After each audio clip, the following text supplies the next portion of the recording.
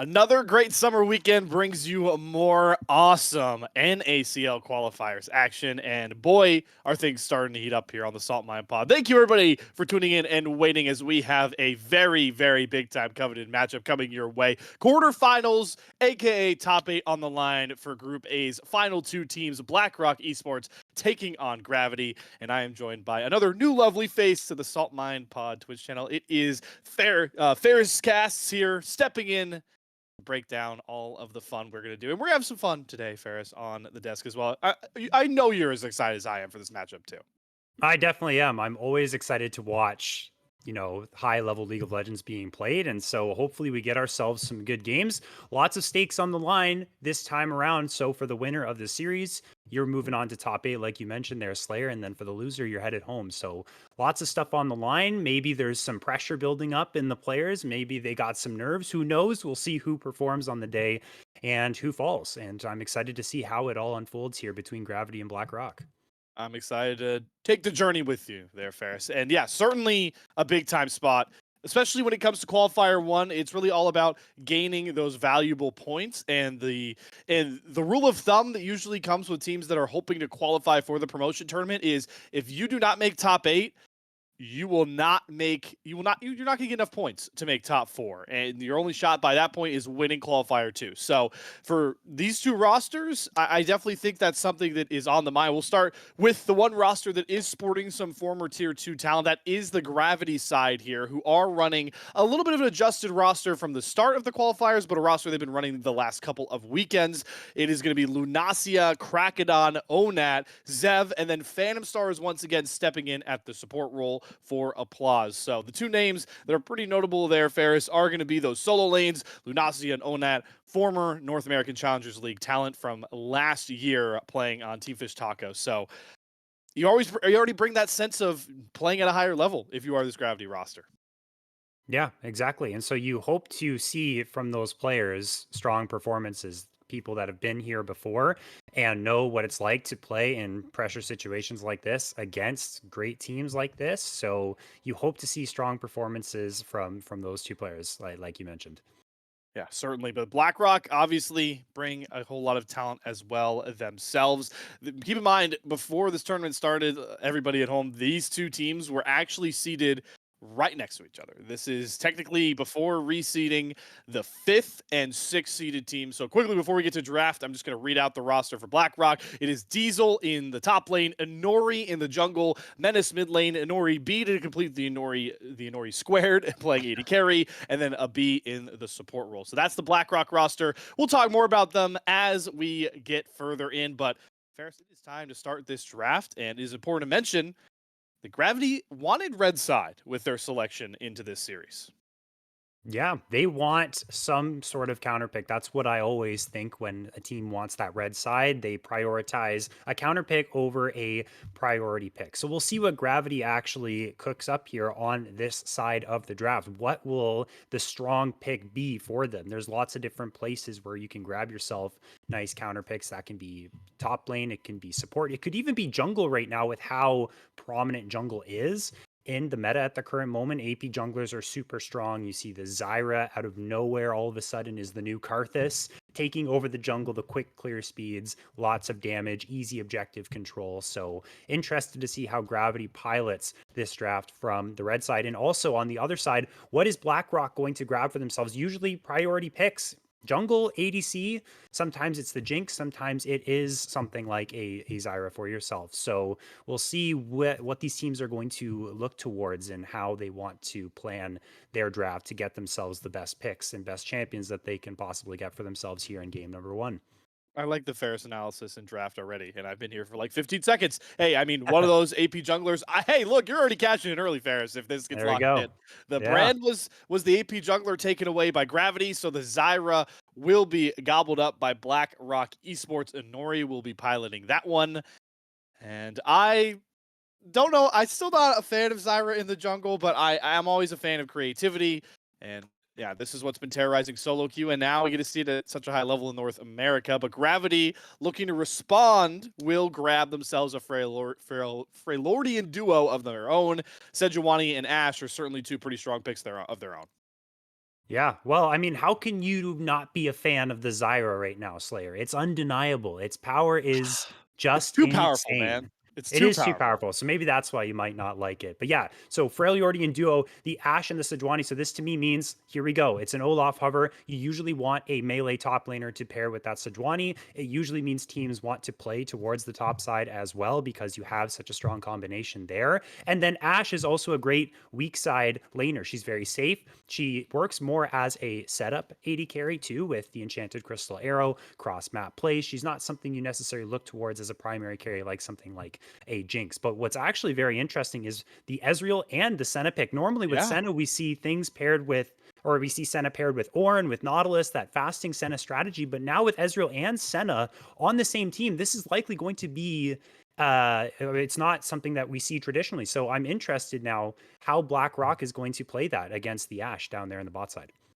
I know Inori B is definitely not the guy that's known to be playing a lot of those Senna flex champions, But I will just throw this out there as we get to the second phase of this draft. Ezreal is also somewhat used in the mid lane with the marksman mid. You True. do have the True. Zyra in the jungle right now. I wouldn't be surprised if this is an Ezreal mid. The Right. Nautilus, however, makes me think that it is. And if they lock that in, that would really change the dynamic of this draft. And I'm curious if Gravity even saw this one coming. I'm sure they did. I didn't see it. I always forget about the new meta in mid lane now. With all those AP junglers rising in priority, all the AD mids are being used, and they're typically marksmen. All these new marksman champions have been rising in priority. I guess against the Tristana, maybe it's some type of Tristana counter, but they're just blind picking it here, and it opens it up for flex picks too. And that's exactly what BlackRock has done. And it is going to be a Nautilus Senna bot lane, but we do see ourselves an interesting pick. And into the Olaf, it's going to be BlackRock, it's going to be Diesel taking the Garen up against that one. So doing his very best Adam cosplay here in game number 1. There you go. Yeah, we'll see exactly how that matchup goes. Another interesting little thing about the draft, a little toss back to, well, the meta you're talking about with Mr. Adam here, is the Ashe support is actually going to be coming out here for Phantom Star on the Gravity side. They're going with that double range, like really potent bottom lane combination. And I got to think, even if Gravity were seeing this Senna Nautilus combo coming, I like it. They want to just shut down this Senna, whether it's a Nori B or a B playing this Senna. They're picking the double range. There's going to be double Hail of Blades, I'm betting, Ferris, and they're just going Yeah. to try and make the Senna's life living hell. And it's time for us to see exactly how much it becomes a bit of a purgatory in the bottom lane for BlackRock Esports, because our game is already on Summoner's Rift. So let's get over there for game 1 of what is one of the biggest series of the qualifiers so far, where one of our teams is going home and the other one is punching a top 8 spot. And just like that, we are on to Summoner's Rift and got a little bit of a level 1 invade coming across that luckily for BlackRock, a B spots out and will surrender the jungle to Gravity. Yeah, you definitely don't want to duel a Sejuani Olaf here level 1. So I think it's wise from BlackRock to give up their jungle here. Some wards are going to be placed by Gravity. And back to touch on the bot lane there, it's just fighting aggression with aggression. The Senna Nautilus, Senna Ornn, what have you, can be very oppressive and very annoying to play against. There's so much sustain, and if you trade with them, then Senna's getting lots of souls to scale easier. So for Zev and Phantom Star, this is a really aggressive lane, even up further on the echelon than the Senna Nautilus. So I expect to see, or at least I'm excited to see how much they can actually get from it and what value they get here. Well, here's exactly what we were expecting, maybe a little bit earlier on cue, but Olaf Garen is also highly, highly volatile. So this certainly feels like a game 1, Ferris, where we are not going to be patient in these side lanes, these volatile top and bottom lanes. It's going to be a slugfest right out the gate. A lot of room for mistakes and a lot of room for a little bit of misfortune if you're a B, as he immediately feels the wrath of the Hail of Blades duo from Zev and Phantom Star. And like we expected, the Senna lane has to surrender level 2 right out the gate. Yeah, and you see how aggressive Phantom Star is positioning himself. Look how heavy that they're trading here. And a B's not even going to look for a dredge line, because if you do, Ashe will just take the dredge line and they'll beat you with their double Hail of Blades. They say, oh, we don't care. We will just out-damage you. So the respect here from BlackRock's bot lane, even though Ashe is trying to bait him into a hook, not going to go for it. They know about the power of the Varus Ashe, and they get priority early on. Although the Zyra is, with the quick clear, headed to the bot side on a faster pace than Sejuani. So we'll see if the Zyra gets involved here, or if it'll just be back up to that top side to continue power farming. Whoa, the Zyra's out clearing the Sejuani in this meta? No way. Didn't see that one coming. Shocker. Shocker indeed. Well, actually, it does seem like Krakenon is making a pretty aggressive decision of his own, potentially setting up for a dive here with the wave really stacked up. He's skipped his entire blue quadrant, and he's now spotted Anori going for his clear. Phantom's rolling over. They're actually going to target Anori here. Phantom Star pops out of the brush. Krakenon's going to immediately force the flash out of Anori and surrender the Krugs. So they actually pivot away from the dive and punish that really fast clear speed of the Zyra. I do like this strategy because you're... Oh, hold on. Oh, maybe not. If they let Dredgeline sink, Zev does take a bit of a lick. Phantom Star does blow the heal there, so that invade ends up costing a summoner for the Gravity side. But they are able to pick up that Krug, and I like that strategy from Gravity because you're not going to be able to, like we said, outpace this Zyra. So you want to do as much as you possibly can to disrupt the easy, smooth sailing full clear.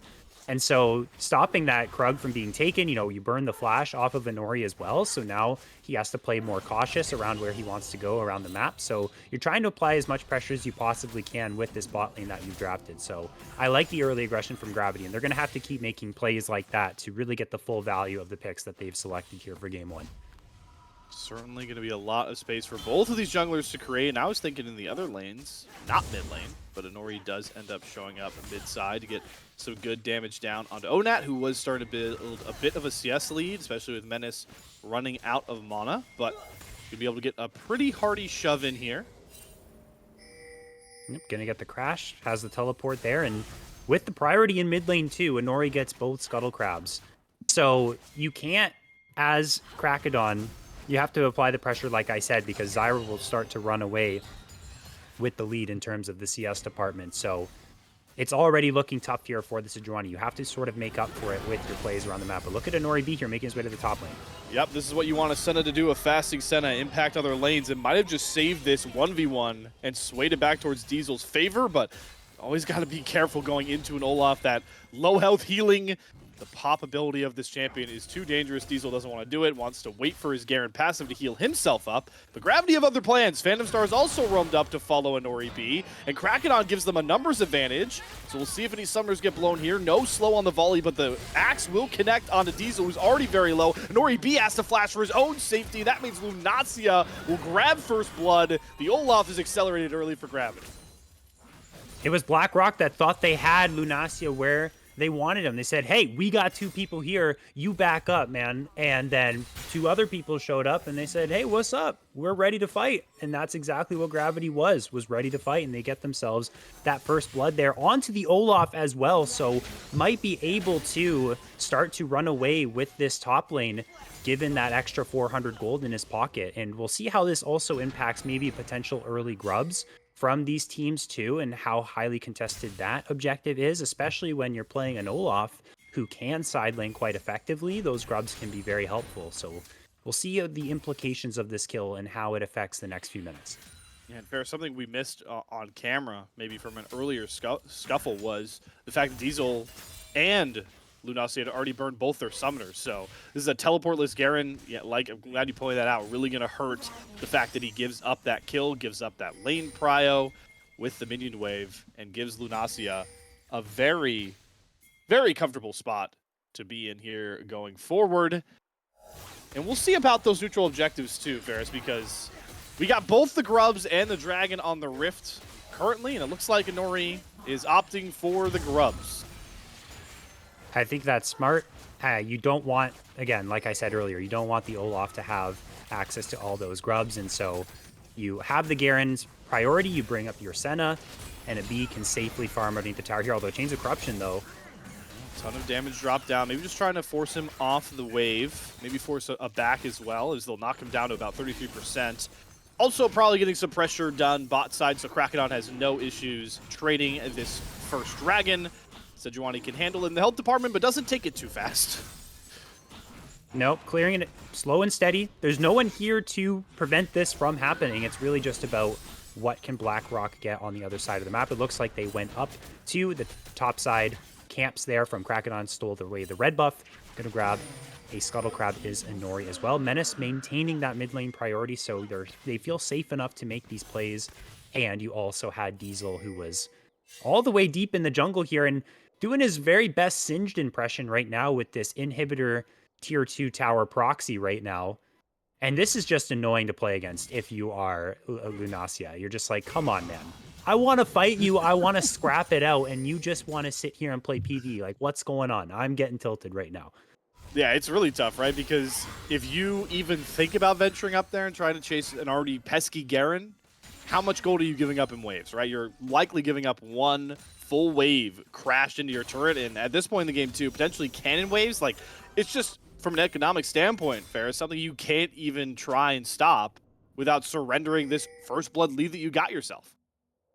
Yeah, and it's a great situation too for Diesel because You can see Lunacia walking to the wave. He's like, I don't want him proxying this wave. I'm going to fight you if you step up to this one. But yeah, the Olaf has that lead. So proxying mitigates that. You don't have to deal with the Olaf and you can just deal with the minions.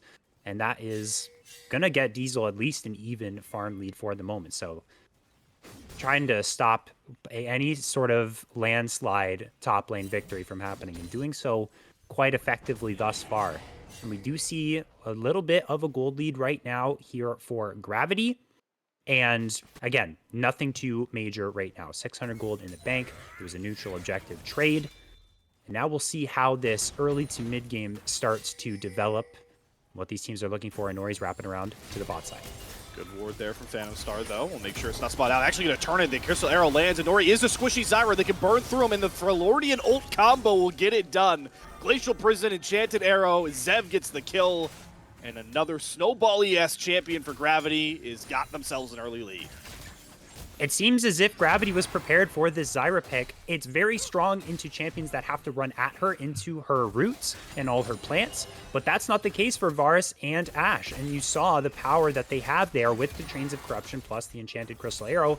They didn't even get in range for Zyra to fight back, and she was gone. No cleanse, very squishy, like you said. That's excellent counterplay there. So this is a play that Gravity is going to look for over and over again against the Zyra, and we'll see how Inori maneuvers around that little hurdle, which is their range. I really like the synergy I'm seeing early from Krakedon and Phantom Star. Both of those plays we saw bot side, the Krug steal and that last pick onto Inori really facilitated. Actually, both kills as well. Phantom was present in that top lane kill. So these two roaming together just provides so much control in those plays with the crowd control they got. I got to give you credit, Ferris. You pointed that out from the draft. That's why they drafted these two. That's Ashe Sejuani combo. And now Phantom Star, he's even helping out top lane a little bit more. He just shut down Diesel from another pesky proxy into Lunacia. Stopping the proxy, and also that second set of grubs are spawning. And I don't think Gravity wants to give away 6. And maybe they do. Maybe they have some type of plan or backup plan in case that does actually happen. But Phantom Star is here. You also have Inori B moving as well. And so I think we're going to have ourselves, as 10 seconds to go on the next set of grubs, we're going to have ourselves a 3v3, maybe a 4v4 if mid laners get involved as well. Menace is using the Unleashed Teleport to the mid lane to get involved, but here's Inori B. Yep, good flash on the arrow, but he gets Inori clocked instead. Inori squared, able to survive. Key Summoner burn. Top laners are struggling now, but Lunacia has to be careful. He does not have first roam. He burns the ghost. He's just going to run on out of there. Teleport's coming across. His Phantom Star looks for more. Inori B, good cleanse on the Glacial Prison. Will not get locked down. There's the Dawning Shadow across to provide a shield, but it's Blackrock that has to run for the hills, and the Teleport gives the man advantage. A double force flash with one shockwave from Onat, but here comes the roam up from Menace. Forces Krakedon now to bail out, and it's just a topsy-turvy exchange where nobody dies. 8 people topside. Everybody's still up. Everyone's still up, and importantly for BlackRock, they have control over the grub pit right now, and everyone on Gravity has to reset. Onat used Unleashed Teleport to get to that place, so doesn't have it to recontest this, and this will be a win. Even though they did have to burn some flashes, that's a worthy price to pay to get yourself 6 grubs. So now the question is, how well can you get value from these objectives here? How much can it really accelerate Diesel as this split push Garen, who might have just set himself up for a team kill here. Lunacia is completely trapped. He is out of summoners as well, and that was way too easy. Inori picks it up to get this Zyra accelerated, and BlackRock are finally in the kill department. Yeah, Lunacia sort of tunnel vigiling on that solo kill, and I guess wasn't aware that the grubs were being taken away, and so gets punished accordingly. And now Diesel and Inori B, this duo, can grab themselves some plates on the other side of the map. Control and vision being set up here around this dragon for Gravity. And so at the very least, they're losing on the top side, but they are able to cross map down here. A very important part about this game is making the most out of your situation. So Gravity are going to get themselves 2 dragons, and then really the name of the game is going to be if BlackRock can prevent that dragon stacking from coming through. And wow, that was a lot of plates that Diesel took. So huge gold injection for the Garen. Yeah, I mean, give him mites, give him a Senna to hit the turret next to him, and Diesel is now all of a sudden up in gold over Lunacia despite not getting any of those kills in the topside play and giving him one over. But Krakenon's still looking to push more. They're going to punish Nori B over and over again. This squishy Zyra, but gets his Stranglethorns out, actually forces Krakenon back. The shield from the Orianna isn't enough. Menace shows up, and he's looking for more, flashing forward, Arcade shifting forward. The marksman is looking for the kill and won't be able to find it. Onat gets the speed up. Phantom Star able to get out, but BlackRock are not going quietly in the night. It was Gravity looking for the same type of play they found in the bot lane Tribrush, but it was an overextension this time from Krakenon and not enough follow-up to kill off Inori before the reinforcements could arrive, and those plants were able to eat away at that Sejuani's health bar very quickly. So they have to make sure that everyone's in range to punish here, otherwise you're going to get burned by the Zyra. This is the Zyra's wheelhouse. You can't overextend, otherwise she's going to get you, and that's exactly what happened there in that play. Now 2-2 is the kill score. It's BlackRock with some fire here in the early to mid game. Ferris, you talked about the win con that is up there for Gravity with that dragon stacking they've got going. And I want to ask you your opinion on the soul they got. They get the Cloud Soul for this game one, as we see the Krakenon company will be getting a, whoa, okay, they're getting a Rift Herald, but it looks like one Dawning Shadow puts BlackRock up in the kill department. That's just I guess a free kill there. Well, maybe not free because they had to use some spells, but that is huge there for Menace in the mid lane, and now people have to scramble to defend this tier 1 tower, but they do get the Cloud Soul, like you said, Slayer, or that is the Cloud Soul, or the soul that is available in this game, and it's good, I think, for Gravity. Obviously, you want any soul if you can get it, but on an Olaf who's going to run to that backline, maybe potentially with a Orianna ball on him as well for a shockwave into the backline, this could be something that might be very helpful for their team fighting. And as well as if you're shooting an Enchanted Crystal Arrow out from max range, you get that burst of movement speed to close the gap. Same sort of thing with the Glacial Prison. I think this is something that would definitely be very beneficial here for Gravity, as now B could be in trouble here in the bot side. Yeah, paying his price for taking that turret in the bot side, opening up the map. I think AB was confident with his decision here. Looks like he was trying to run towards the wall to maybe flash over, but they will get that kill, and it's going to be another brawl up top side as well. Lunacia looking for revenge onto Diesel, has the Ghost looking for the speed up. The Q speed up for Diesel's going to run out, and Lunacia right on cue, doing Olaf things with the solo bolo. But the action might not be done here as Krakenon's looking for the pick on Nori B. Cleanses another Glacial Prison. Good sidestep on the Chains of Corruption as well. Fancy feat from Nori B, but he will be the only one to survive here as his Nori Square teammate eats a shockwave and falls to Phantom Star. It's a good play from Gravity in the mid lane. They also get a solo kill on the top side as well. Garen is very burst oriented, and so once he uses that initial combo that he does where he spins around and tries to get you in range for your ultimate, he runs out of gas, and Olaf has all the gas in the world to keep going in that 1v1. The DPS department, Olaf outshines the Garen, and you saw it right there.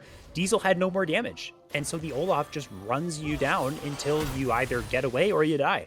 And so this is something that needs to be addressed here on the top side, is how well can Diesel fight off this Olaf? And it's going to be very interesting to see the future 1 versus 1s happen, because they're going to happen. This top lane is going to stay aggressive, and they're quite even for the moment. 2 kills in the hands of Lunacia right now, but it is still both tier 1 towers in the top side being taken, and just look forward to more of what we saw there in the top side, but nonetheless a great pick as well from Gravity in the mid lane. But Menace took down that tier 1 in the mid as well, so now the map is opened up for BlackRock.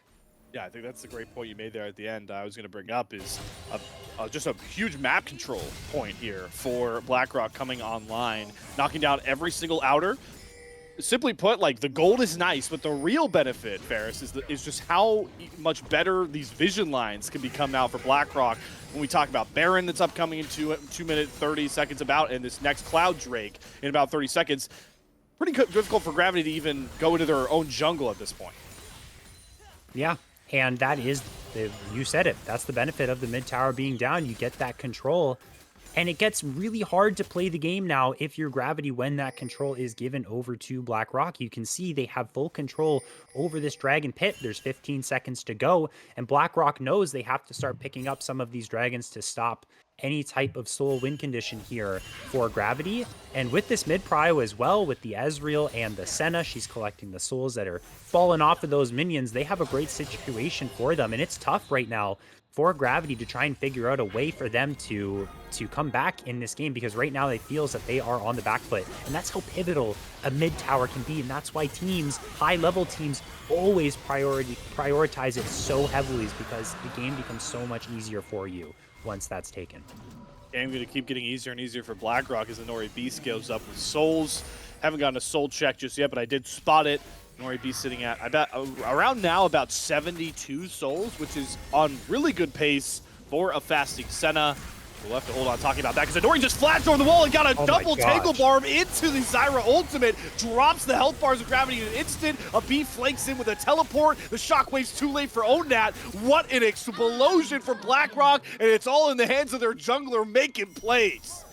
My gosh, they do not want that mid tower to fall. They know of the importance of it, and they're willing to risk it all to protect it, is BlackRock. And what a phenomenal engage that was. Over the wall, the Stranglethorns came through, Garen on the flank. I believe Menace used the teleport as well to get involved, and they're going to get everything they could have hoped for there. They get a bunch of kills to extend their gold lead now to 3,000. They get a tier 2 in the mid lane, which is worth 700 gold. It's going to be a massive injection for them, and they are on top of the world after that play. Those are the plays that are game winning, and they pulled the trigger on that fight so well.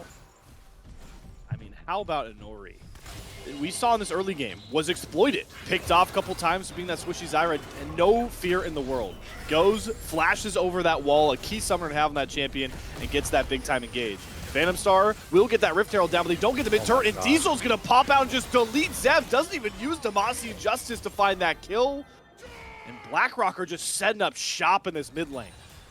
They are defending this mid lane with their lives. They know they're stronger, so why the hell not go for these fights when it's Gravity that's frankly overextending? They think, hey, you can't walk up to our mid tower and start taking this, guys. Like, we are going to fight you every single time. And they hold on to it with a sliver of HP, and you saw how effective that Garen can be. Diesel on the flank just spins to win, and there's simply nothing Zev can do. Didn't even use the flash, might not have had it, wasn't actually aware, but still, that is such an effective play here from BlackRock, and they look like they are, with all the confidence, ready to start to blow open this game and start to take it over. Baron is the next objective here both teams are going to look towards. It's a rough game going forward for Gravity here because they're a comp really oriented on picks and their split push power. They're going to show it here going on to Menace. The Glacier Prison is going to land. Menace does have the Arcane Shift up. No flash available, and Nori B has to burn his. So no kill, but a key summoner found there for Gravity to open up a bit more. Oh, yeah. There's the arrow. Nori B doesn't have flash. He cleanses another good arrow, but they still can't commit to the kills, and the kite back is too much for BlackRock, and it's once again Diesel wrecking havoc on the backline. Demacia Justice slams down onto Zev. It's Lunacia trying to trade kills back on his own. He's going to pick up a double with that Ragnarok. Shutdown found, but a B won't let him out, and it's just the top laners running amok on the backlines, but it's BlackRock to come out on top, ace in game one. This Garen is unhinged. Diesel is just frying them. It was 0-2 not too long ago, but has now picked up 5 kills. They just can't do anything about this Garen. They blow all of their crowd control to try and start off the fight. And it's working so well for Diesel because now there's no crowd control to deal with the Garen. He's having a heyday. He's saying, there is literally nothing here to stop me. I can spin and no one can stop me from spinning. And I am going to destroy anyone that gets in my way and heal my health right back to full with the red buff and my passive. On the other side, though, Lunacia did a little bit of work of his own, but there was still enough people alive there from BlackRock to finish it off and grab themselves the ace. They're looking for so many plays in mid lane is Gravity, but every single time, this is now the 3rd time that BlackRock has been right there to contest them and say, no, we are going to turn this into a winning play for ourselves. They just don't have enough damage to finish off these kills, and they're also, Ferris just not fighting in sync with Lunacia, right? I mean, think about if Lunacia was there for that first attempt Krakedon had onto a Nori B, maybe this looks a lot different. And the unfortunate part for Gravity is I think they're out of time to even try these traditional 5v5s. It's really hard to get back into a game like this, down 6k gold, especially when you think about how mid to early game oriented a lot of their champions are. Yeah, and you have to sort of come up with a strategy here. They're just going to keep trying to get these fights going here. Like, Krakodon is waiting in Fog of War. They're setting out an Enchanted Crystal. Lands Oh, on an Ori B, no cleanse. Priority ult combo, no cleanse, and Nori B dead. Good pick for Gravity. The Strangle Thorns are too late. The double teleport is too late for BlackRock, and they succeed a man advantage. And look what is right spawning in as they do it. That next Cloud Drake. BlackRock still like their odds, 4 versus 5. A lot of ults for Gravity utilized to get that one pick. True Shot Barrage going to snipe out Onat down pretty low. Lunacia has that Ragnarok. Onat has the Shockwave available, and maybe that's enough for BlackRock to say, hey, you know what? We're willing to give up Soul Point. And this is the experience coming through, or at least great game knowledge from Gravity. These plays haven't been working for them, but they know they're not giving up, and they know that key summoner spells were burned for BlackRock to actually win out in those plays, and so they use that to their advantage. They know Honori B doesn't have Cleanse, doesn't have Flash. If he gets hit by another Enchanted Crystal Arrow, they're just throwing stuff at the wall and hoping something sticks, and that time it did, and they get the 4v5 for the Drake, and they get themselves Soul Point. So yeah, you're behind, but you have to keep trying to make plays like that. But here comes the response of their own. BlackRock is looking to rush down this Baron. Ferris, I'm getting nervous though. They don't. They take the Baron somewhat fast with this Ezreal, but they aren't off vision. Finally going to be spotted there with the Scrying Orb. Krakodon is coming up. It's down to about 5k. Health bars are pretty low. The Crystal Arrow will fall wide. And on the other side of the map, it looks like Lunacia wins his 1v1. So now it's a 4v4 straight up in the mid lane. Krakodon's still hunting. A B looks for the engage. They get on top of Krakodon. Stranglethorn's down onto Onat. The backline is going to stay safe. No Garen to chase them through, but Menace is just chunking out front to backing with this Ezreal. Nearly hits another Mystic Shot to find one kill. Arcade shift forward, forcing the flashes. Menace cannot be denied on this Ezreal. Waiting for the cooldowns. They're going to keep pressing forward. Another one drops as Phantom Star falls to an Ori B. And it's once again BlackRock finding their edge in the mid lane. Yeah, they know. I think they knew that once their top lane dies on the bottom side of the map, they are at a massive disadvantage macro-wise, so they have to go for a play to get themselves an advantage back, and that's exactly what they did. They play the fights very slow. They're playing for their Ezreal's damage and their Senna as well in the backline, and there's just simply not enough damage there from Gravity to eat through this Nautilus. And so once the Sejuani's health bar has been depleted and she has to retreat, then the backline is open season here. So fortunately, Lunacia can take a tier 2 on the bot side, but the response here is going to be a fight win here for BlackRock and a Baron. Lunacia has Ragnarok once again up, but look at the damage from Diesel. Is going to force a Respect back off. The Crystal Arrow is going to fall wide. Krakodon's roamed all the way down, but it's a flash! Demacian Justice bomb for Diesel. It sends Lunacia packing. You just press the gameplay button. What are you going to do? Outplayed, outsmarted right there. And Diesel gets one back in blood. And so let's see now, 4v5, what can BlackRock do with this Baron that they have in hand in the time that they have 30 seconds, no Lunacia on the map, and how can they attack these tier 2 towers in the side lanes? They got no one top side. They've overloaded the bot side of the map right now. Phantom Star is the only one around. There is simply no way that this Ashe can, by herself, defend this tier 2. So it's going to be the trade back there. So they get the kill after Lunacia took the tier 2, and then they run back and grab a tier 2 for themselves, and they're going to be pushing for more. They got mites. They've got barred up minions. How do you even defend your base if you're Gravity right now? That mid turret got depleted in the second. Menace is up to 3 items on this Ezreal. You can shoot Mystic shots out like ease. And it is just so hard to even hold your base. Krakodon knows they're going to have to go for a fight here. They get the combo with the Shockwave down onto the front line. Lunacia is running right at an Ori B, just healing through it all. Get a flash for a second after Diesel. The axes are just too much to bear. Lunacia will not bow down to the might of BlackRock, who bite off just a little bit too much on the season. Drop 2. And it's great shot calling here from whoever is shot calling these engages from Gravity. They know that they can't waste any time. They have 6 scrubs, they have Baron. You have to go when it looks right, and you cannot hesitate. Otherwise, you're going to get choked out of this game. And so they find themselves a great angle. They use the Shockwave with the immunity to crowd control that the Ragnarok provides. Lunacia runs the backline, and then they win the fight, and they buy themselves some time to get these resources installed. Oh no, but once again, Lunacia, he used all of his might on the earlier play, and Diesel's gonna punish him up to 3 items himself. 7-3-3 on this Garen. And that gives a pretty key death timer with this next dragon coming up here, Ferris. It does, yeah. So we have basically the timers are locked up with each other. Lunacia spawns when the dragon spawns. So if I'm BlackRock, I'm thinking of starting it up immediately there. There's no teleport on Olaf. So if Lunacia wants to join the fight, they have to run all the way down from the fountain.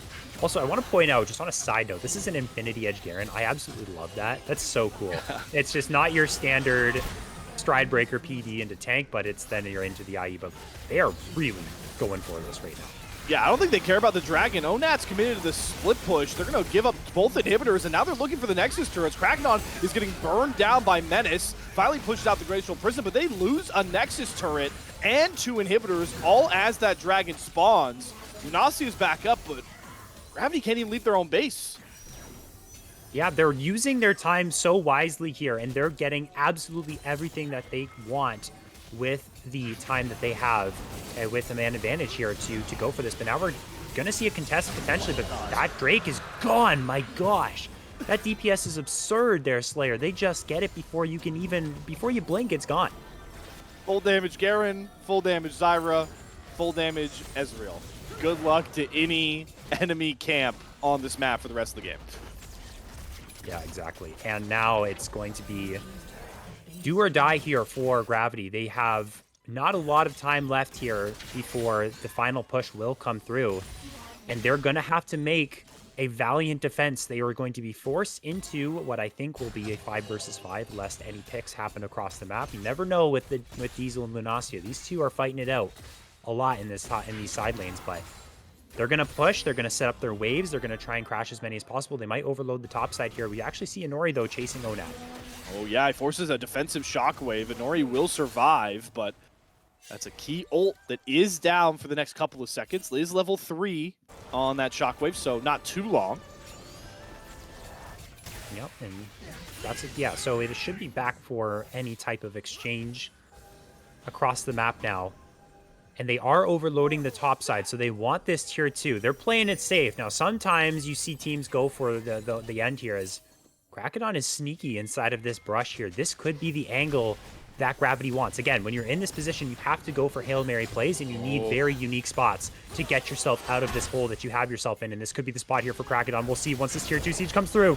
Yep, Menace QSS is the arrow, gets back safely. Norby has a spell shield, but look at Nori's damage on the other side. The plants of might are just bursting down the double marksman comp, and that means it's free range on the front line. Gravity drops in an instant. BlackRock are going to get it done in game 1.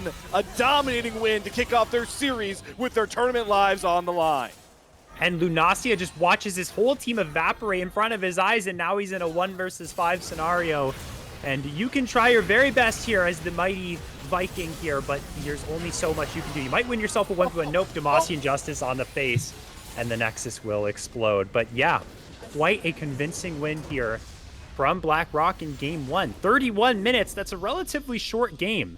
Now, it isn't your 20-minute stomp, but it's very convincing. They got control of the game towards that 15-minute mark or so, roughly around that area. And from that point on, they made the confident plays. They responded to everything that Gravity was trying to do in the mid lane with their engages, with their long range. They stood their ground, and they really showed what they can do there once they're given a little bit of room to maneuver.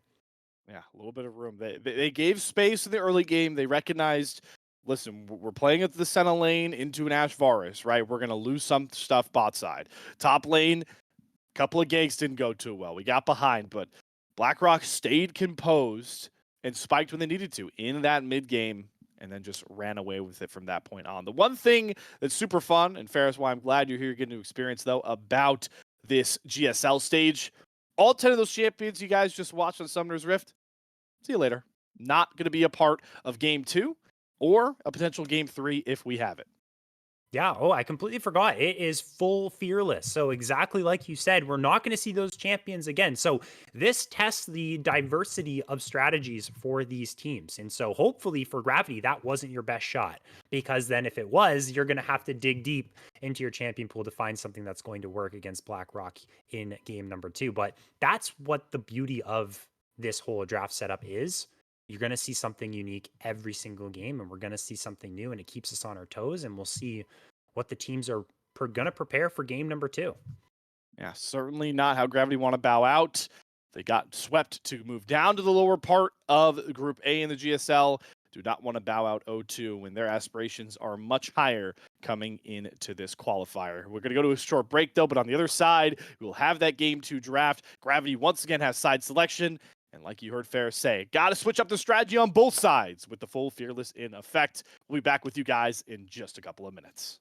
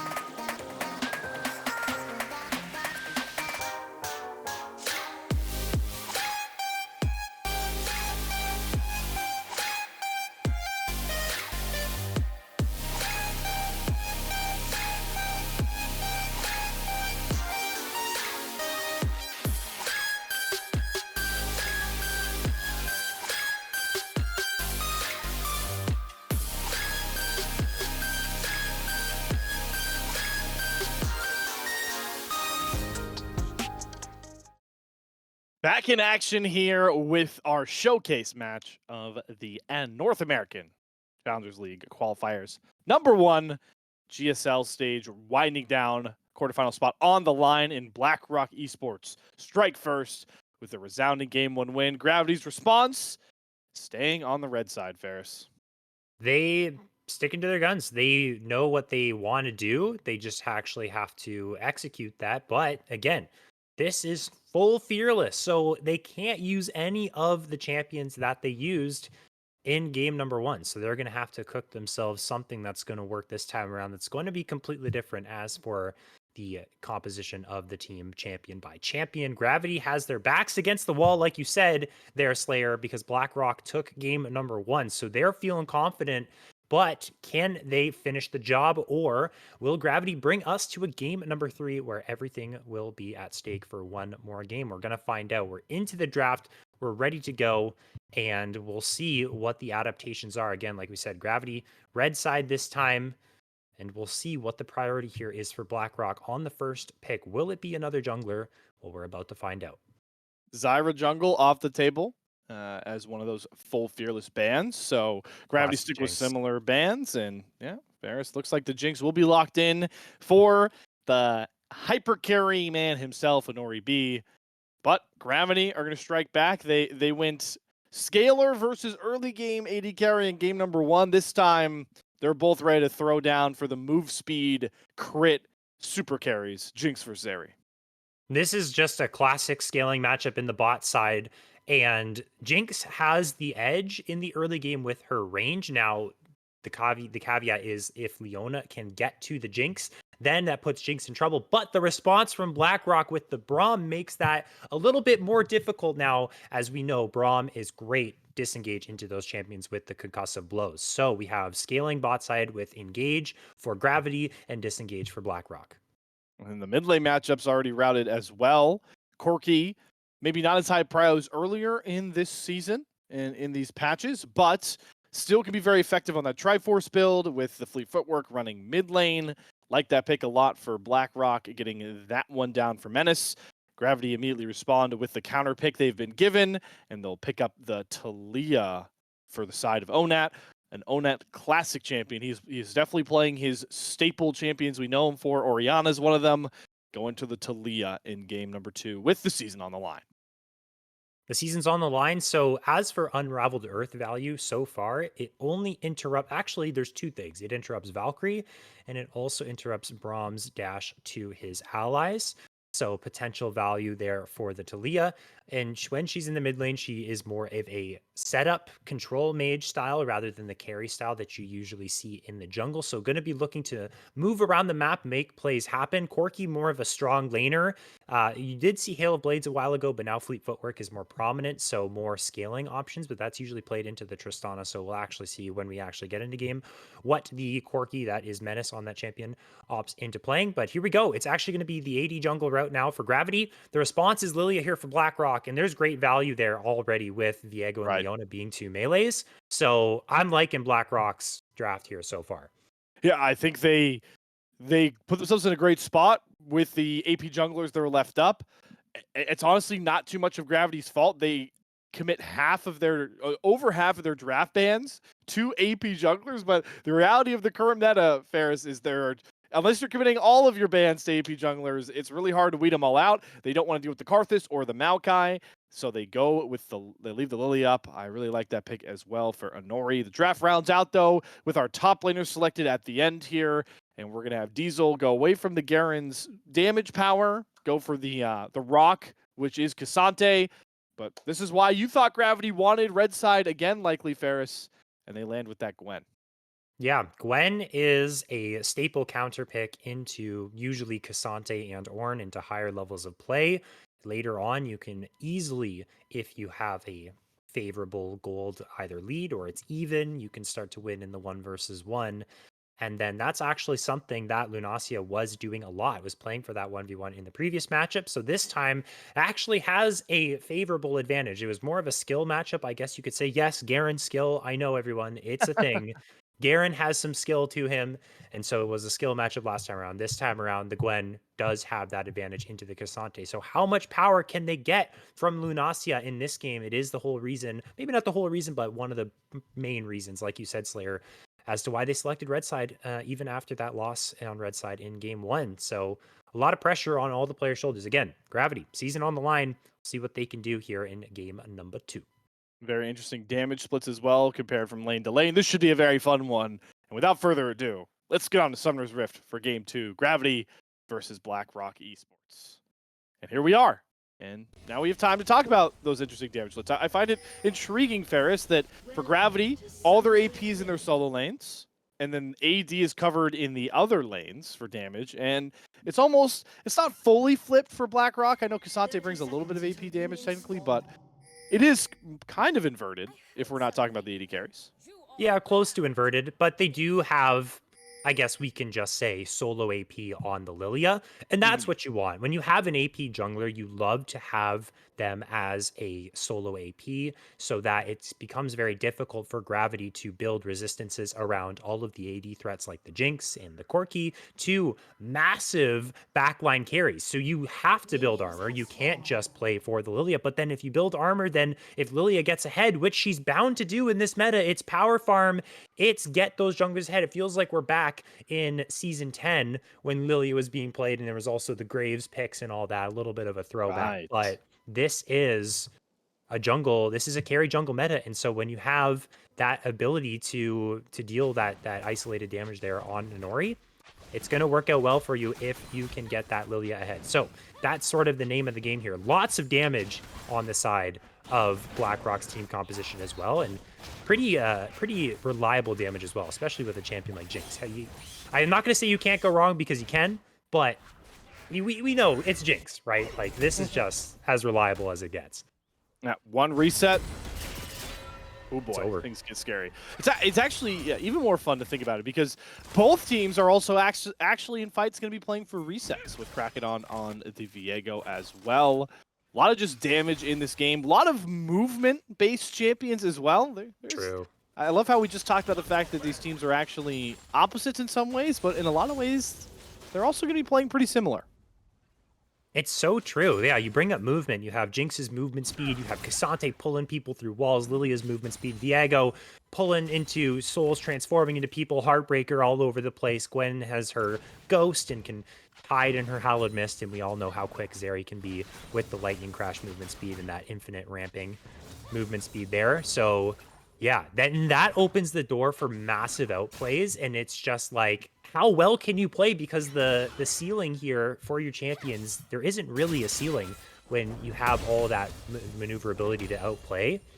And so that builds a lot of excitement for this game. You have two very exciting compositions that these teams have drafted for themselves. I actually really enjoy watching games like this when there's just so many. It's not just like you're playing solely for the AD carry. There's so many avenues for these teams to win. Couldn't agree more, Ferris. And there's so much movement on both these teams that I don't fault you for it. I mean, there's one you left off, which I think will be important to watch going on, is the Taliyah with Weaver's Wall. You know, that counts as movement as well, True. but more movement on the map. Certainly something ONAT I hope will start to utilize as soon as Weaver's Wall comes up, because I feel that's the one advantage Taliyah will have into that Corki, the fact that ONAT can get towards those side lanes much quicker. Comes Krakodon now, hovering this top side. Diesel in a bit of a dangerous spot. Krakodon's kind of hugging the wall here. He wants to be able to close the gap as quick as he can, but the wave setup is perfect now for Diesel to get ganked. Diesel does have flash. Gonna have to immediately use it, I think, on this stun. He's gonna let the stun go and then actually flash, because Lunacia wasn't close enough. They do force the ghost out of Lunacia. Quicker timer though, and that means that with the flash down for Diesel, open for regank potential if you're Gravity. Yeah, and this sucks for Diesel because the wave is pushing away from him. So if he backs and commits the teleport, he's prone to getting reganked. So he's trying to stay right now, and maybe he doesn't know. He actually doesn't know that Krakodon has back, but he does have to respect the fact that Krakodon could still be waiting in that brush, ready to regank the flashless Cassante, and so it makes laning a little bit more difficult. But yeah, it's also just so good for the Gwen in general as well. Solo kill potential will be much higher once that level 6 hits, and that flash still will have a few seconds before it comes back up. So we'll see if they can, that is Gravity, utilize that flash down on the Cassante to their advantage, or if it'll just be more of an ease of laning here for Lunacia. Game 1 started with Lunacia grabbing first blood thanks to Krakedon. So it's back to similar stature for Gravity. Similar clear from Krakedon and a much different champion as well. And I want to give you some more credit here, Ferris. You did talk about it. The range advantage Nori B has into Azeri starting to show its ugly head if you're Gravity, with the fact that the CS lead is starting to mount about almost 2 waves up, and that's giving the slight gold edge to BlackRock in this early game. Yeah, the thing about Jinx is a lot of people, and rightfully so, perceive her as someone who's weaker in the early stage and then becomes that monster that we know she can be later on. But if you have a range advantage, Jinx does so well into low range champions that can't really fight back. These are champions like Zeri and Zaya as well. And she has an easy lane phase. Look at this. You said it, Slayer. Like, look at the CS lead. And it's just easy scaling for Jinx. So if they can keep this bot lane isolated without too much antics going on around maybe an Infernal Dragon that's up right now and junglers getting involved, like as an ADC main and someone who plays a lot of Jinx, this is beautiful. It's chef's kiss. You love this. Well, this cast just keeps getting better and better for me because I now know we're both AD carry mains on the broadcast, so that's Hell yeah, more fun. But we're focusing on the junglers as they both fight for these grubs. Nori will smite away the first one. And with first roam to mid and potential bot lane roam coming up here, Gravity should just let this go, spotting out an Nori B and a B, as that's a little tongue twister to say, I just realized. Regardless, BlackRock, they commit the bot lane roam up, they do the lane swap, all to play for those first 3 grubs. and they get it. And it's good to deny that from Gwen. Similar to the Olaf in game 1, a champion that can excel in the side lane scenario and really start to knock down those towers effectively. I mean, Grubs, you saw how powerful they were for BlackRock in game 1. They ended up getting all 6. So, and then when they were sieging later on, those towers were like paper. It was like punching through cardboard, cardboard, essentially, depending on how strong you are. Yeah, it was quite easy for them. Nonetheless, that's what we'll get out of this. Oh, Lunacia might have found a Nori B on his own here. The Braum already reset, pops the D to work, doesn't get the slows. And Nori B does have flashed and actually will not have to commit it. Just burns the cleanse, which is a happy price to pay if you're an AD carry staring down a top laner 1v1. Certainly. Yeah, you want that flash up for the big fights.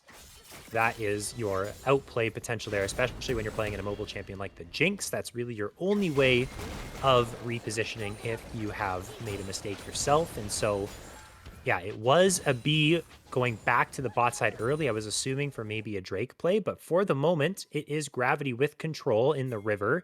And we'll see how BlackRock tries to enter if they're hoping for a contest. They're stacking the bot wave so that they can move up to this Drake, and then it's going to be a Nori B and a B. Again, that tongue twister. They have to deal with this wave while they move to the Drake. Yeah, and they do have Lunacia's teleport advantage, Gravity does, so gotta think Nori just has to give this one over. With the lane swap, Diesel was forced to teleport back in.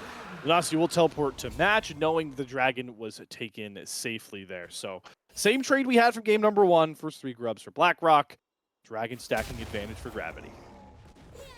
Yes, and the question is, though, will it be the same story as game 1 where they had that advantage, but then with the mid game unfolding, they couldn't quite capitalize on it and couldn't quite get to that soul. Even if maybe that soul at that point of the game wasn't necessarily going to guarantee themselves a win, it would be very helpful. So I honestly like the grubs priority over the Drake because you can get those grubs, which are that permanent buff that the other team won't be able to grab for the rest of the game. And then you can situate yourself for the mid game and then look to contest those later Drakes. And again, if it's not the soul, then it's not going to be game altering. Ooh, Valkyrie into the seismic shove for Onap, but that minion wave doing duty for the BlackRock side. Takes up a lot of that damage. And Nori B, dangerously low. Both flashes burned for the BlackRock Esports bottom lane. Phantom Star, he's got his summoners down. I see Zevs as a lightning crash going. I think Phantom found a pretty good engage. And Nori B is staying around here to catch this wave. But with no ult up Phantom, I don't think there's much threat. Maybe the threat is in the top lane. That's an all-out flash spin of the staff there for Nori, and out of nowhere, BlackRock get first blood, and it's Diesel to get it this time. It's nice for Diesel because that sort of remedies the small CS deficit that he has. It would have been nicer to go onto the Lilia there as, okay, a B needs to be careful. Does get the shield up, gets the turret aggro with the ignite, nearly turns that onto Phantom Star's head. Does have to expend the glacial finger. It's a rocket from downtown. You always forget about it, but you shouldn't when it's a Nori B. From downtown, like he's Kobe Bryant or something like that, gets that 3-point play. And that 3-point play is actually going to be a 300 goal play. So there's that basketball comparison for us there, but an excellent cross-map kill. And that's huge for the Jinx. You want as much gold as you can get early on to accelerate yourself to that comfortable spot, which is your 3-item power spike. And you get that Infinity Edge online. So this Jinx, going to be feeling pretty darn good. Doesn't have flash for the upcoming minutes here. So does have to be a little careful of the Solar Flare, which is online right now for Phantom Star. As second round of grubs, this time it's Gravity that's here, and there's no one around from BlackRock to contest. And so 6 grub luxury is not going to be the case. Neither of these teams will have the Void Mites. What a silver lining that unfortunate death for Phantom Star. Because he dies, the one benefit to death is you get a quicker reset, and he's able to come out onto the Rift a bit faster with that low HP he had and get up there for the grubs. So while it, like you pointed out so eloquently, not ever good to give Jinx early kills, but at least they actually were able to gain control of the grubs thanks to that rocket landing. Indeed. So yeah, it could be maybe a blessing in disguise there for Gravity, but we'll have to find out. Here comes a dive onto Zev. Yeah, this is the price of Phantom Star going top. Zev's going to get dove. He does do a pretty good cleanse and flash to get out of the 1v3. Nori nearly dies, and Zev, he has the lightning crash up. As long as he's getting autos onto these enemies, it's going to keep on pushing forward. Krakadon looking for an angle, has the flash, but they can't commit. Got to be happy, though, that Zev survives the dive at the very least, though. Zev has to burn both summoners, but he lived. And now, because everyone's low, and especially Nori, they can look for a dive themselves. So here we go, round 2. Yep, Nori reset a B. When we'll use the Glacial Fissure. Greatly placed there. Phantom Star gets a double Solar Flare down, though. He will fall for it. Trade out a kill, gets a possession to Krakadon. So Nori B will get a kill back. But it's a kill onto the Viego and plates control for Gravity. It's overall a win for Gravity. They get themselves a plate, like you said. They're denying this farm away from Nori B, even though Nori himself is actually going to pick that one up. See if this top scuff develops into a 1 versus 1. No, you never know with the Cassante Gwen. All of a sudden, Gwen's throwing those the needlework out, and you got yourselves a top 1v1. Not going to be the case. But let's talk about this Mountain Drake that's coming up in 30 seconds. We will see if this will be given over to Gravity to get themselves that Drake number 2, or if we have ourselves a contest. Now, looking at the items, we don't have completed items yet for the 80 carries, so there isn't a massive advantage there, and there's also full completed items for both junglers. So, as for the overall power of these teams in terms of gold value, it's relatively the same, and it's a small 600 gold lead over to BlackRock. But these teams right now are pretty evenly matched, so we'll see how this develops over here as big seismic shot.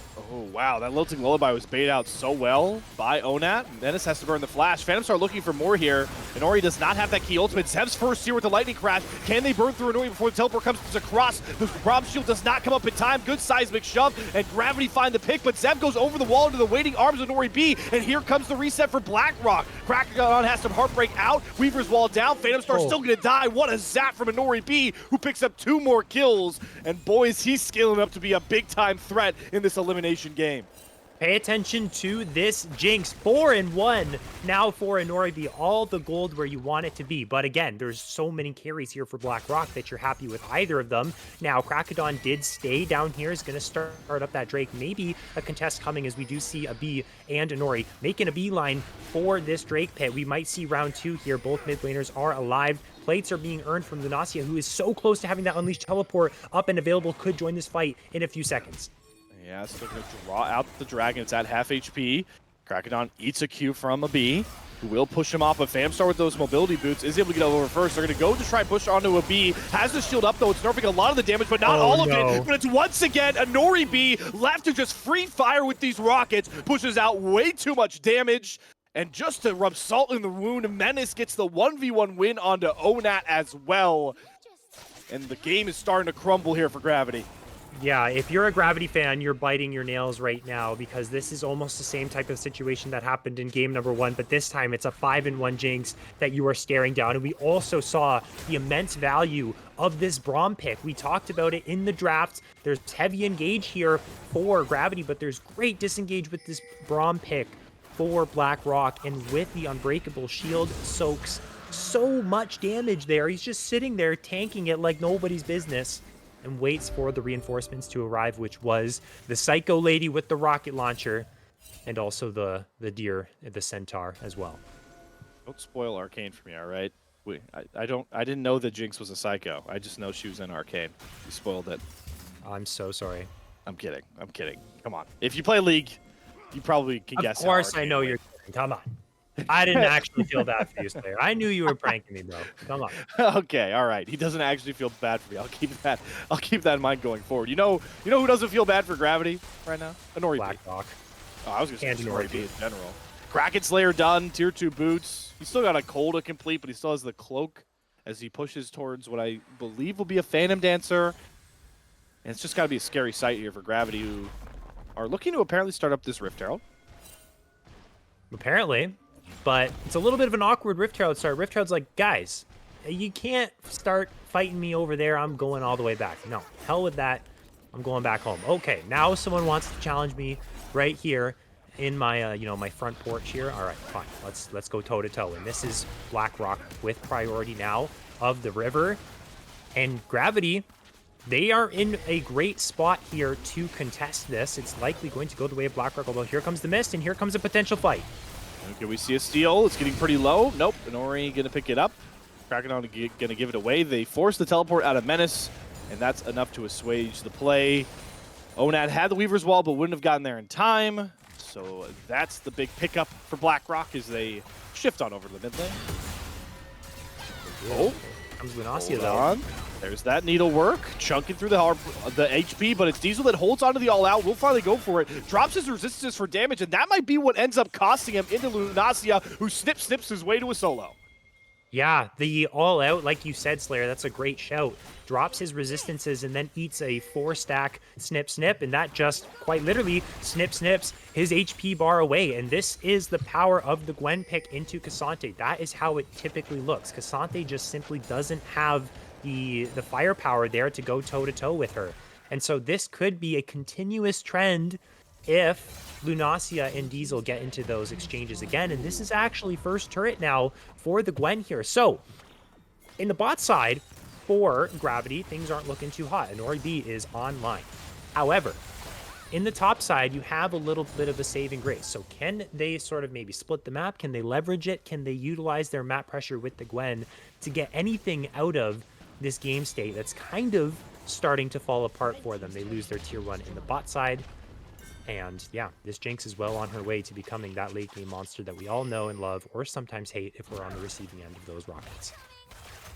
Nori B's Jinx certainly deserves that praise. I just think it's the magnitude of marksman in general now for BlackRock. Quietly, Menace had a bounty, actually just lost it, I think, because a couple of farm was picked up by Onat. But he's had a CS lead this whole time. He's 1-0-2. He's got that really costly Triforce done. And if you're worried so much about a Nori B, this Corki can still push out a ton of damage. It just highlights the overall fact of this game number 2. We've said so many times, Ferris, this entire game is built with damage, except Diesel and the supports. Yeah, seriously, there's so much. And you can't forget, if you are Gravity, you can't tunnel vision onto one person, because if you forget about Nori can run the fight. If you forget about Menace can be that menace and run the fight. There's lots of times where I've forgotten about a Corki in my games, and I've said, where did my team go? Oh, hold on a second, they have an AD carry, and they have a mid lane AD carry as well. So that happened, and now my team is gone. And so there is lots of options here for BlackRock, and we'll see how the mid lane the mid game develops here around this mid lane. Oh, here comes a pick though. They're going for a B once more. He puts up the Unbreakable Shield. The Weaver's Wall doesn't really cut anybody off, and Diesel's going to teleport in, and they're just going to single out Phantom Star. Leona's all engaged, and can't run out once she goes in. Front line down. Zev trying to push some damage back, but Nori B's rocket slams through the field goal post, finds one. It's a flash forward. No, Tofo strikes to find another. It's a double sleep. It's just all lining up for BlackRock. Dragadon can't even find Menace, who's going to fall short, and it's a 19-minute ace for BlackRock, looking to punch their ticket to top 8. And they are styling on Gravity right now. Menace with the crazy 1v1 win on the side, flashing the Heartbreaker, and they're going for more. They got Jinx resets, they got the Rift Herald barreling down, they're getting to tier 2, and we already talked about how important cracking open the mid lane is for these teams, and that's the situation once again that BlackRock has for themselves. And Phantom Dancer is complete. Let's look at the buys here for Jinx. Ooh, actually opting in for the Last Whisper. Not going to go for Infinity Edge just yet. Opting into that armor penetration. There's not a lot of armor just yet on the side of Gravity, but anticipating that they're going to buy some soon maybe, and just making sure that Inori has that armor penetration available. But all in all, this game is looking stellar for BlackRock in game 2, and they are looking to accelerate this into another victory for themselves. And like you said, Slayer, top 8 on the line. I don't hate the Last Whisper buy because without how much mobility is in Gravity's fight, their entire comp, I mean, Phantom Star is an easy target because he has to go in. There's no other way to play Leona, so why not just burn through the one armored up person and go for the reset? I'm going to shut up now because Gravity is now doing a 20-minute Baron. No, they're not. No, they're not. They don't want a Danny situation. If you know, you know. You know the Danny situation. Oh, yep. You know what Jinx can do in North American League of Legends around a Baron, and Gravity are going to try and avoid that. Now, Lunacia, on the other hand, could be in some trouble. Oh, maybe not. Gonna waltz his way out of this one. And, yeah, Gravity's looking for, again, those Hail Mary plays. You are now down 4,000 gold. There is a very scary Corki, Lilia, and Jinx here. You can see now, thank you to production for showing us the gold differentials between these laners. My goodness, it is looking scary. So you have to pull a rabbit out of a hat. You have to surprise your opponent. You can't play this game standard the way that they expect because these teams are good enough to win when you play it like when you turtle, and they'll choke you out of these game situations. So you have to try something that they don't expect. So that Baron, something that they might go for in the future. They might look for a random pick in side lane. They're stacking up in a brush and mid that we can see on the minimap. This is what Gravity's game plan is now, heading into past the 20-minute mark. And luckily for Gravity, with how dynamic the champion pool in this game is, there's a ton of outplay room available. And they're sticking to trying to see how much pressure Lunacia can pull. Problem is, Menace is also pretty good at knocking down turrets with this Corki, and he will grab the last outer to open up a lot more of the red side jungle. Indeed, and now they have control, well, partial control over the river here. They have all the tier 1s done and complete, and so more map presence for them. Krakenon and Phantom Star are holding down this brush. They want no vision here for BlackRock. Now Abi's going to step into it. It does have a control ward in hand. They're going to use a seismic shove. That Braum not taking a lot of damage. Here comes the concussive blows. Yeah, and the double marksman, they certainly can burn through Phantom Star, who is picked off. Nori B claims him again to go godlike. Things continue to unravel. There's a bowling ball that lands on Onat, which sets up Lilting Lullaby. He gets a good seismic shove, but it's the rocket downtown. It's a Nori's B's world, and we're all just living in it. That was so beautifully played, how they waited. It wasn't Inori to use the damage immediately on that sleep. They wanted to wait until Menace could get in range to use some rockets, and then they unslept, or at least they woke up unslept. Woke up, come on, I can say the right words. They woke up Onat, and they woke him up to his demise. And yeah, they are just using the priority they have in the jungle and the fact that they can contest all of this vision. And Gravity wants to prevent them from clearing their wards, but this is what BlackRock is saying to them. Please try and protect your wards. That is exactly what we want. What are you going to do about it? We are just going to bully you out of here. And that's exactly what happens. So they're continuously getting more gold for themselves. They cracked the inhib. Now it's that much easier to get mid priority. It'll start to push on its own. So Gravity has to send people over there to deal with that. Zeb is the person that they are delegating to that work. Naturally, the AD carry is best at that. Runon's Hurricane completed. And it's all about this Baron right now until that next dragon spawns in a minute 40. If they can find themselves an opportunity to get it, they'll go for it. Ooh, they're looking for a side lane pick. They're playing towards Lunacia. Diesel does have to flash out. Weaver's Wall down for Onat. Needlework still available for Lunacia, but if you're BlackRock, there's no need to panic on these side lanes with how much control you've had at every other facet of this game. Yeah, that's right. They have complete control. Now look here, Inori B. Nope, just going to walk to the same side as a B. Inori B and a B. Two Bs in a pod. They're working together to keep that Jinx safe, and that's all you have to do. 1K bounty, though. Let's talk about the bounties. 200 gold, 300 gold, 700 gold. This is a lot of standing gold that is available for Gravity. So Gravity needs that one pick. They need that one fight, and if they can get it, this game can swing back into their favor. It is not necessarily a 10K gold lead yet, so it is within striking distance for them. And right now, I've talked a lot about BlackRock strategy. Gravity strategy is just playing it slow and looking for that golden opportunity to go in. And last game, they weren't hesitant to pull the trigger on those plays. And so keep your eyes out. They are opportunists. And so if they find themselves a good opportunity to go in onto a Nori B, onto anyone here for that matter with a bounty, they can pull themselves back into the game. So keep your eyes out and see how Gravity tries to open up some spots for them. Gravity members also getting into pretty important 2-item power spikes. The Seraphs is done for Onat, extra safety there. Sundered Sky available for Krakedon, who is always looking for those resets. And Zev is not far off of an IE finish himself. Zeri is also a very big 3-item power spike champion, so it feels like the witching hour is coming soon here for Gravity to try and make plays, especially now that they have given up Soul Point of a Hextech Soul over to BlackRock for nothing. They have, and Gravity doesn't want to necessarily contest anything that is not essential, right? So it's not the soul. They can afford to give this one away. It's a bit sketchy to go for that play because if they die, they could honestly end the game with the fact that BlackRock has that inhibitor taken, or at the very least take the Baron away.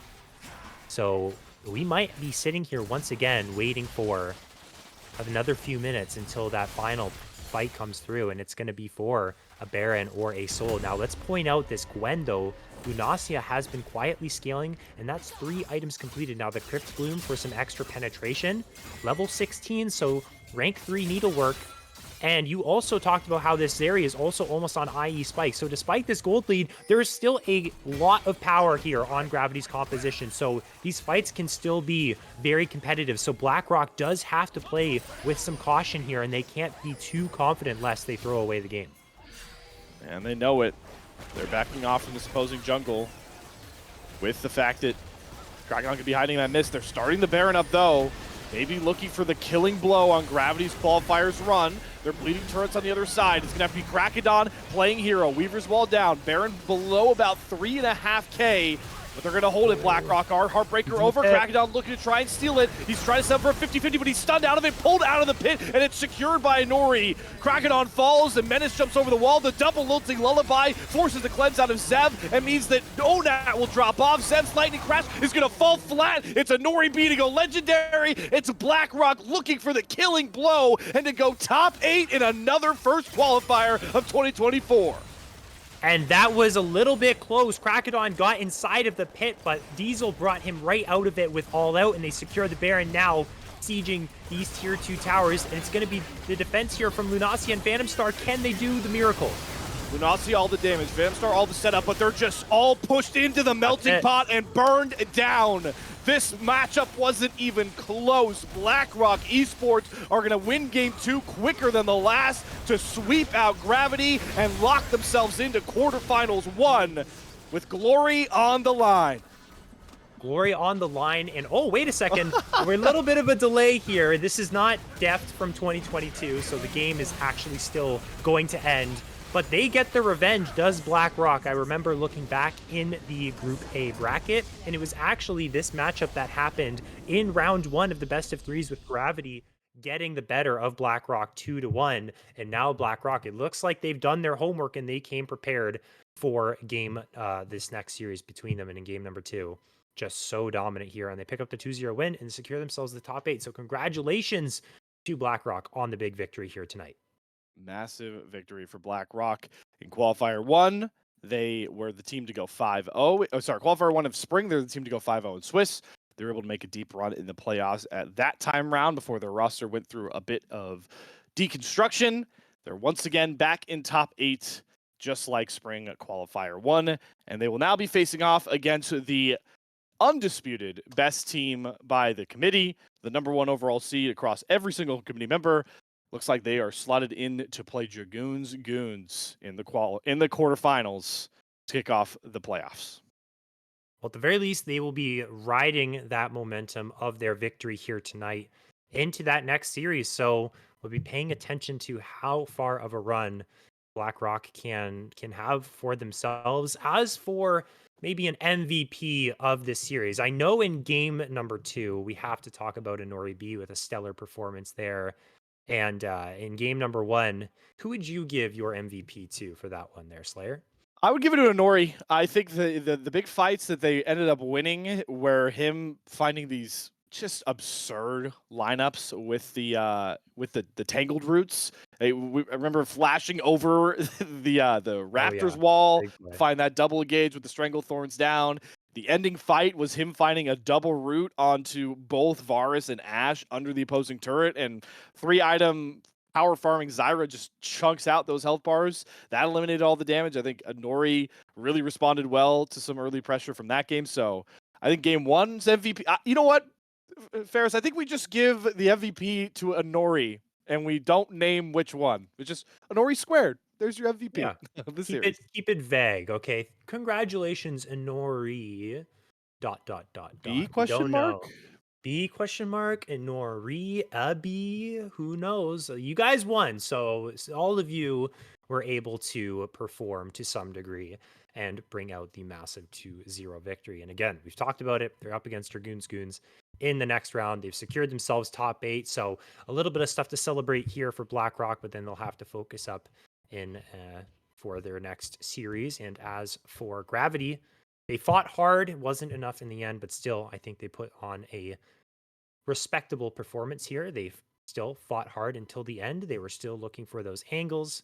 They're all stellar players. And so, shout out Gravity as they bow out now in the group stage. Yeah, Gravity. We'll see how they respond. Always have Qualifier 2, which always gives any team an opportunity for the promotion tournament, because if you win the whole thing, you're auto bid in. So we'll see what the future looks like for Gravity. The future of this broadcast is coming to a close for today. Big shout out to my man over here, Ferris. It was actually an absolute pleasure to chop it up here on the desk with you, my friend. It was a Potentially, pleasure as well. Likewise.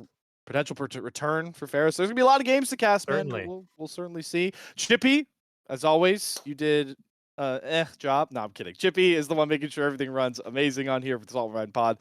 So thank you so much, Chippy. Thank you for everybody that tuned in and watched BlackRock Esports move up to top 8 into the quarterfinals. We will be back tomorrow with a quarterfinals matchup of our own here. It will be Polestar taking on the winner of Wang Town versus Castleberry, which is going to a game 3 over on NACL 2. So we will be rating over there. Make sure to go check that one out, because the winner of that will be playing Polestar right back here on the Salt Mine Pod tomorrow at 8 p.m. Eastern. But until then, guys, enjoy the rest of your Saturday, and I expect you to be back here in just under 24 hours. For now, though, take care.